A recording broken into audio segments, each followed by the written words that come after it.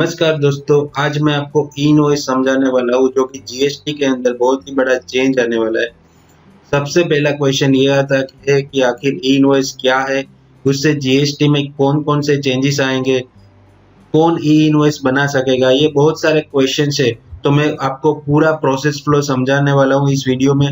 इस वीडियो के एंड में मैंने एक क्विज रखा है जो आपको अटेंड करना है ताकि आप अपना नॉलेज चेक कर सके कि आपका कंसेप्ट कितना क्लियर हुआ। अगर आपको ये मेरा वीडियो पसंद आए तो आप इसे लाइक कीजिए, अपने दोस्तों के साथ शेयर कीजिए और इसको कमेंट कीजिए एंड मेरी चैनल एम के इनसाइट्स को सब्सक्राइब कर लीजिए ताकि मेरे आने वाले सारे वीडियो आपको मिल सके। सबसे पहला question, what is E invoice? तो सबके माइंड में कुछ अलग अलग क्वेश्चन आते। कोई बोलता है कि invoice generated by your software, is E invoice yes और नो? कोई बोलता है कि क्या कोई ऐसा सेंट्रलाइज सिस्टम है जहां से मुझे ई इनवॉइस जनरेट करना होगा? कोई बोलता है क्या मेरे अकाउंटिंग सॉफ्टवेयर में से मैं ई इनवॉइस जनरेट कर सकता हूँ? तो मैं अगर आपको सिंपल लैंग्वेज में बताऊं ई इनवॉइसिंग का मीनिंग, तो ई इनवॉइस मतलब invoice generated by accounting software which meets standard specified for E invoice. यानी कि ई इनवॉइस के लिए जो स्टैंडर्ड स्पेसिफाई किए हैं, अगर उस हिसाब से आप अपने कंप्यूटर में से अपना अकाउंटिंग सॉफ्टवेयर में से इनवॉइस जनरेट कर सकते हैं तो उसको हम ई इनवॉइस बोलेंगे।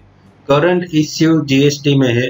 पहला है इश्यू ऑफ मिसमैच, यानी कि आपका जो बुक्स का जीएसटी क्रेडिट है और 2A में जो जीएसटी क्रेडिट दिखा रहा है वो मैच नहीं हो रहा है, यानी कि उसमें डिफरेंस आ रहा है।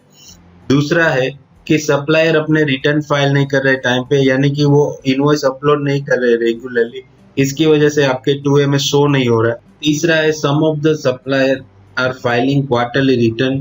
तो कई लोग ऐसे हैं जो क्वार्टरली रिटर्न फाइल करते हैं, इसकी वजह से बायर को उसका क्रेडिट नहीं मिल पाता और बायर का जो वर्किंग कैपिटल है वो उसमें ब्लॉक हो जाता है। तो ये एक बहुत बड़ा इश्यू है। अब हम ई इनवॉइसिंग का ऑब्जेक्ट समझते हैं कि आखिर ई इनवॉइस लाने का पीछे का रीजन क्या है। तो ई इनवॉइस के पीछे का रीजन ये है कि minimize reconciliation difference between input credit as per books and input credit as per 2A।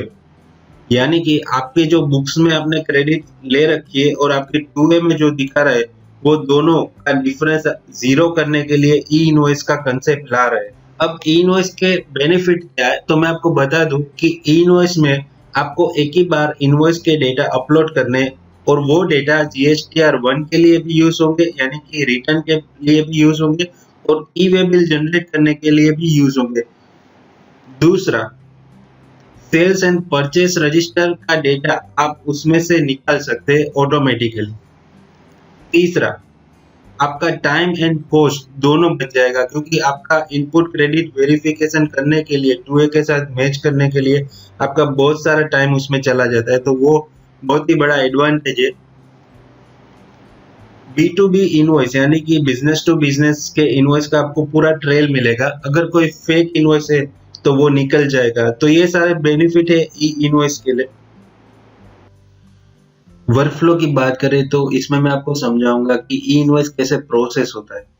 सबसे पहला स्टेप है कि सेलर अपने अकाउंटिंग सॉफ्टवेयर में से एक जेसन फाइल जनरेट करेगा। वो JSON file invoice registration portal पे जाके अपलोड करेगा। अब इनवॉइस रजिस्ट्रेशन पोर्टल एक वेबसाइट है, जिस तरह से जीएसटी का वेबसाइट है उसी तरह से ये वेबसाइट है जहाँ पे आपको लॉगिन करके ये फाइल अपलोड करनी है। जैसे ही फाइल अपलोड करेंगे तो एक हैश जनरेट होगा, यानी कि एक यूनिक नंबर जनरेट होगा। फिर सिस्टम चेक करेगा कि क्या ये डुप्लीकेट हो रहा है कि नहीं। फिर वो डिजिटल सिग्नेचर करेगा, उसके ऊपर क्यूआर कोड ऐड करेगा और जेसन फाइल को भेजेगा जीएसटी सिस्टम पे। अब जीएसटी सिस्टम में चेक करेगा कि क्या ये रिकॉर्ड दोबारा आ रहा है, यानी कि सेम टू सेम डुप्लीकेशन नहीं हो रहा ना, तो वो चेक करेगा। उसके बाद वो अपलोड करेगा NX1 यानी कि सेलर का रजिस्टर में एंड दूसरा NX2 यानी कि बायर के रजिस्टर में। अब इसके बाद ये जो पूरा ई इनवॉइस है वो उसका एक मेल जाएगा सेलर को और दूसरा मेल जाएगा बायर को। बायर अपने जी NX2 में जाके देख सकता है लॉगिन करके कि क्या वो इनवॉइस अपलोड हो चुका है कि नहीं। इस तरह से पूरा प्रोसेस होगा और जैसे ही सेलर अपना इनवॉइस अपलोड करेगा उसी टाइम पे बायर के रजिस्टर में भी दिख जाएगा। तो पूरा प्रोसेस एकदम स्मूथ हो जाएगा, रिकॉन्सिलेशन में कोई डिफरेंस नहीं आएगा। तो इस तरह से पूरा इनवॉइस वर्क करेगा। अब मैं आपको नेक्स्ट वीडियो में बताऊंगा कि इनवॉइस रजिस्ट्रेशन पोर्टल पे जाके आपको सबसे पहले रजिस्ट्रेशन कैसे करना है। Thank you.